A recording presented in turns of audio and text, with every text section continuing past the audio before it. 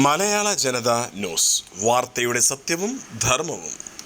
മലയാള ജനത ന്യൂസിന്റെ പുതിയൊരു ലൈവിലേക്ക് ഇവർക്കും ഒരിക്കൽ കൂടി സ്വാഗതം. ഞാനിപ്പോൾ നിൽക്കുന്നത് തിരുവല്ലത്ത് പ്രശസ്തമായ ക്രൈസ്റ്റ് നഗർ സ്കൂളിന്റെ മുമ്പിലാണ്. ഇവിടെ രാവിലെ മുതൽ പാരൻസ് വിളിക്കുന്നുണ്ട്. കാരണം ഒരു പ്രതിഷേധം അറിയിച്ചുകൊണ്ടാണ് അവർ ഞങ്ങളെ വിളിച്ചത്. കാരണം ചോദിച്ചപ്പോൾ സത്യത്തിൽ ഒരു വളരെയധികം പ്രയാസം ഉണ്ടായിട്ട്, പ്രത്യേകിച്ച് ഇവിടെ കഴിഞ്ഞ 14 കൊല്ലമായി പഠിക്കുന്ന ഒരു വിദ്യാർത്ഥി ഇന്നലെ ദാരുണമായി മെനഞ്ഞാന്ന് മരണപ്പെട്ടു എന്നാണ്.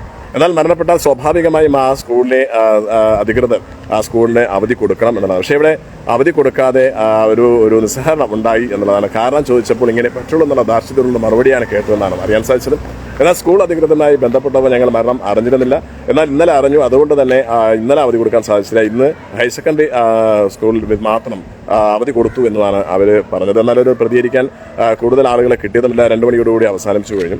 എന്നാലും എന്താണ് ഇവിടെ കൂടിയ പാരൻസിന് അവിടെ പ്രതിഷേധം അറിയിക്കാനുള്ളത്? അതാണ് ഇപ്പോൾ നിങ്ങളുടെ മുമ്പിൽ നിന്ന് ടെലികാസ്റ്റ് ചെയ്യാൻ. ഇവിടെ എന്തായാലും പാരൻസ് രാവിലെ എത്തുന്നത് പലരും പോയിട്ടുണ്ട്. എന്നാലും ഉള്ള പാരൻസിനെ വെച്ചുകൊണ്ട് തന്നെ നമുക്ക് ഒരു ചെറിയൊരു അഭിപ്രായം അവരിൽ നിന്ന് നമുക്ക് തേടേണ്ടതുണ്ട്. കാരണം ഈ പറഞ്ഞതുപോലെ തന്നെ പാരൻസ് പല ആളുകളും ഇവിടെ എത്തിയെങ്കിലും അവർക്ക് പറയാനുള്ളത് എന്താണെന്നാണ് ഇന്ന് മലയാള ന്യൂസിന്റെ ലൈവ് വഴി ടെലികാസ്റ്റ് ചെയ്യുന്നത്. ഇതാണ് ക്രൈസ്റ്റ് നഗർ സ്കൂള്. ഇവിടെ പാരൻസ് എല്ലാവരും എത്തിയിട്ടുണ്ട്. പലരും ഇപ്പോൾ പോയിട്ടുണ്ട്. എന്നാൽ നമുക്ക് അവരോട് ചോദിക്കാം, എന്താണ് ഈ ഒരു പ്രശ്നം, എന്താണ് ഇങ്ങനൊരു പ്രതിഷേധം നിങ്ങളുടെ പാരൻസ് ഉണ്ടാക്കാനുണ്ടായ കാരണം എന്താണ്? നമസ്കാരം. ഞങ്ങൾ ഈ നിൽക്കുന്നത് 8, 10, 11 വർഷമായി ഈ സ്കൂളിൽ മക്കളെ പഠിപ്പിക്കുന്ന രക്ഷകർത്താക്കളാണ്. ചൊവ്വാഴ്ച മെനഞ്ഞാന്ന് ഈ സ്കൂളിൽ ഒരു വളരെ മനുഷ്യ മനസാക്ഷിയെ വേദനിപ്പിക്കുന്ന ഒരു സംഭവം ഉണ്ടായി. ഈ സ്കൂളിൽ 11ാം ക്ലാസ്സിൽ പഠിക്കുന്ന ഒരു വിദ്യാർത്ഥി, നിങ്ങളെല്ലാവരും അറിഞ്ഞിട്ടുള്ളൊരു വിഷയമാണ്. ഈ സ്കൂളിൽ 11ാം ക്ലാസ്സിൽ പഠിക്കുന്ന ഒരു വിദ്യാർത്ഥി കടപ്പുറത്ത് ഫുട്ബോൾ കളിച്ചുകൊണ്ട് നിൽക്കെ ഒരു അപകടകരമായ രീതിയിൽ കടലിൽ മുങ്ങി ആ കുട്ടി മരണപ്പെട്ടു. ചൊവ്വാഴ്ച വൈകുന്നേരമാണ് ആ കുട്ടി മരണപ്പെട്ടത്. ഒരു സാമാന്യ മര്യാദ എന്ന നിലയിൽ സമൂഹത്തിൽ എവിടെയും ഇത്തരത്തിലൊരു പ്രവൃത്തി നടന്നു കഴിഞ്ഞാൽ ആ സ്ഥാപനം, പ്രത്യേകിച്ചൊരു വിദ്യാഭ്യാസ സ്ഥാപനം, ആ കുഞ്ഞിന്റെ ആ മരണത്തിൽ ഒരു ദുഃഖം അറിയിച്ചുകൊണ്ട് ഒരു അവധി കൊടുക്കുക എന്നുള്ളത് ഒരു മാനുഷിക പരിഗണനയാണ്. എന്നാൽ ഈ സ്കൂള് ചെയ്തത്, തിരുവല്ലം ക്രൈസ്റ്റ് നഗർ സ്കൂൾ, ഈ സ്കൂളിനെ വളരെ റെസ്പെക്ട് ചെയ്തുകൊണ്ട് ഇന്നും അഭിമാനത്തോടു കൂടി ഞങ്ങളുടെ മക്കൾ പഠിക്കുന്നത് ഈ സ്കൂളിലാണെന്ന് പറഞ്ഞ് അഭിമാനത്തോട് നിൽക്കുന്നവരാണ് ഈ നിൽക്കുന്ന ഓരോ രക്ഷകർത്താക്കളും. എന്നാൽ ഈ സ്കൂളിന്റെ ഈ ഒരു വിഷയവുമായി ബന്ധപ്പെട്ട നിലപാടിനോട് ഒരിക്കലും മനുഷ്യത്വപരമായി യോജിക്കാൻ പറ്റുന്നില്ല. കാരണം ഞങ്ങൾ ഈ നിൽക്കുന്നവരെല്ലാം ഇപ്പോൾ ആ മരണപ്പെട്ട കുട്ടിയുടെ വീട്ടിൽ പോയിട്ടാണ് വരുന്നത്. അവിടുത്തെ ഒരു അവസ്ഥ കണ്ട് വളരെ വളരെ വിഷമകരമായിട്ടാണ് ഞങ്ങൾ ഇവിടെ നിൽക്കുന്നത്. ആ കുട്ടി 13 വർഷമായി ഈ സ്കൂളിലെ വിദ്യാർത്ഥിയാണ്. +1കാരൻ. LKG മുതൽ 10ാം ക്ലാസ് വരെ പഠിച്ച് അടുത്ത +1ലേക്ക് അഡ്മിഷൻ എടുത്തൊരു കുട്ടിയാണ്. ആ കുട്ടിയുടെ ഒരു മരണ വാർത്ത അറിഞ്ഞിട്ട് ഇത്രയും സംവിധാനങ്ങളുള്ള ഒരു സ്കൂള് ഒരു മാനുഷിക പരിഗണന നിലയിൽ ഒരു അവധി കൊടുക്കാതെ ഇന്ന് സ്കൂളിലെ മുഴുവൻ കുട്ടികളെയും പിടിച്ചിരുത്തി അവർ പറഞ്ഞു കൊടുത്തൊരു മോറൽ വാല്യൂ എന്ന് പറയുന്നത്, നിങ്ങൾ ആര് മരണപ്പെട്ടാലും, തൊട്ടടുത്തിരുന്നവൻ മരണപ്പെട്ടാലും ശരി, നിങ്ങൾ ഇവിടെ വരിക, പഠിക്കുക, പോവുക. ഈ ഒരു കുട്ടി മരണപ്പെട്ട് ചൊവ്വാഴ്ച മരണവിവരം അറിഞ്ഞില്ല എന്ന് പറയുന്നു. അതുകൊണ്ട് തന്നെ ഇന്നലെ ബുധനാഴ്ചയായിട്ട് ഒരു ലീവ് കൊടുക്കാൻ പറ്റിയില്ല എന്നാണ് ഇവിടുത്തെ അധികൃതർ, അക്കാഡമിക് കോർഡിനേറ്റർ ഉൾപ്പെടെ ഉള്ള അധികൃതരെ ഇന്നലെ ഞങ്ങൾ വിളിച്ചപ്പോൾ അറിയാൻ കഴിഞ്ഞത്. അപ്പോൾ ഇന്നലെ പ്രിൻസിപ്പളുമായി ഫോണിൽ ബന്ധപ്പെട്ടപ്പോൾ അദ്ദേഹം ഫോൺ എടുക്കാൻ തയ്യാറായില്ല. ഈ നിമിഷം വരെ തിരിച്ചും വിളിച്ചിട്ടില്ല. അദ്ദേഹത്തിന് കൊടുത്ത പേഴ്സണൽ മെസ്സേജിന് യാതൊരു മറുപടിയും ഞങ്ങൾ പാരന്റ്സിന് കിട്ടിയിട്ടില്ല.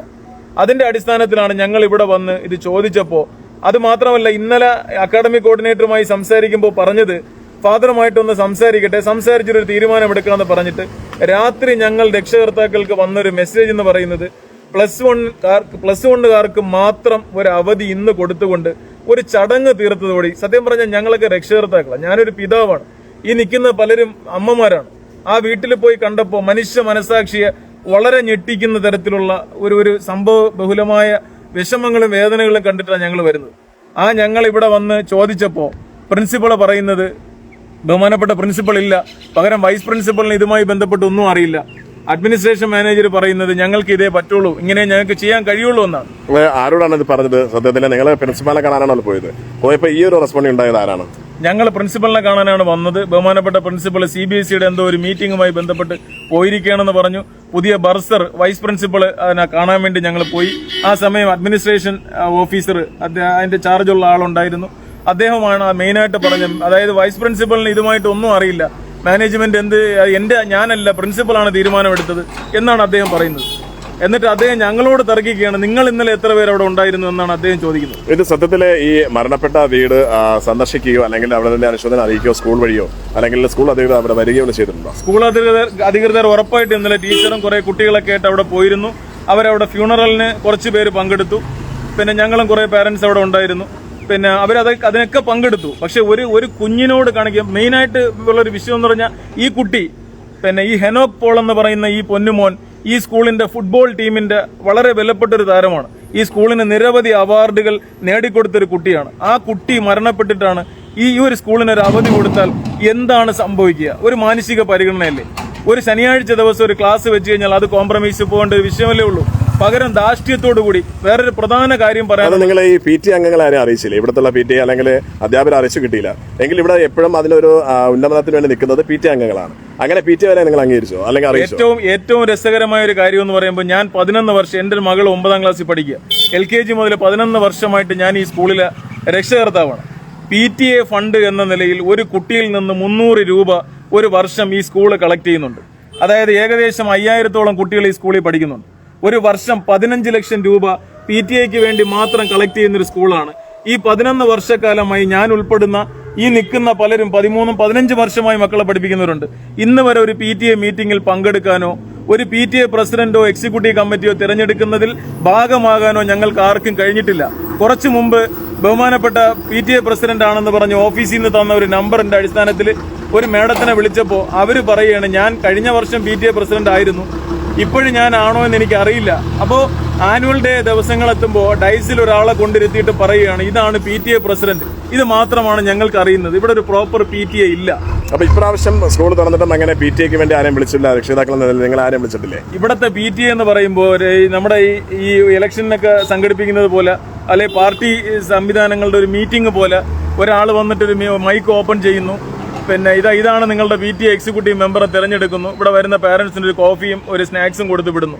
ഇന്ന് വരെ ജനകീയമായിട്ടുള്ള ഒരു പ്രൈവറ്റ് സ്കൂളാണ്. ഒരിക്കലും ഒരു ജനകീയമായ വോട്ടിലൂടെ ഒന്നും ഒരു PTA തിരഞ്ഞെടുക്കാൻ കഴിയില്ല എന്ന് ഞങ്ങൾക്കറിയാം. പക്ഷേ മാനുഷിക മൂല്യങ്ങൾ ഉള്ള മനുഷ്യരെ പരിഗണിക്കുന്ന, രക്ഷകർത്താക്കളുമായി കമ്മ്യൂണിക്കേറ്റ് ചെയ്യാൻ കഴിയുന്ന ഒരു PTA തിരഞ്ഞെടുക്കണമെന്ന് കഴിഞ്ഞ 4 വർഷക്കാലമായി ഓരോ പ്രിൻസിപ്പലിനോടും ഞങ്ങൾ പാരന്റ്സ് കയറി ഇറങ്ങി പറയുകയാണ്. പക്ഷെ അതിന് ഒരു സാമാന്യ മര്യാദ പോലും കാണിക്കുന്നില്ല. ഒരു മരണത്തെ പോലും അവഗണിച്ചവരാണ്. ഒരു മരണത്തെ പോലും അവഗണിക്കുന്നവർ നാളെ നമ്മുടെ മക്കൾക്ക് എന്തെങ്കിലും സംഭവിച്ചു പോയാൽ ഇവർക്ക് പാരന്റ്സിനോടോ കുട്ടികളോടോ യാതൊരു കമ്മിറ്റ്മെന്റും ഇല്ല. അവരുടെ വളർച്ചയല്ലാതെ ഈ 15 ലക്ഷം രൂപ ഇന്ന് വരെ ഈ സ്കൂളിൽ മക്കളെ പഠിപ്പിക്കുന്ന രക്ഷകർത്താക്കൾ ആരും അവർക്കിത് അറിയാമെന്ന് പോലും അറിയില്ല. വെബ്സൈറ്റില് ബഹുമാനപ്പെട്ട ക്രൈസ്റ്റ് നഗർ സ്കൂളിന്റെ വെബ്സൈറ്റില് ആനുവൽ ഫീയുടെ സ്പ്ലിറ്റപ്പ് കിടപ്പുണ്ട്. അതിനകത്ത് പുവർ സ്റ്റുഡന്റ് ഫണ്ട് എന്ന് പറഞ്ഞ ഒരു കുട്ടിയുടെ കയ്യിൽ നിന്ന് 300 രൂപ വാങ്ങുന്നുണ്ട്.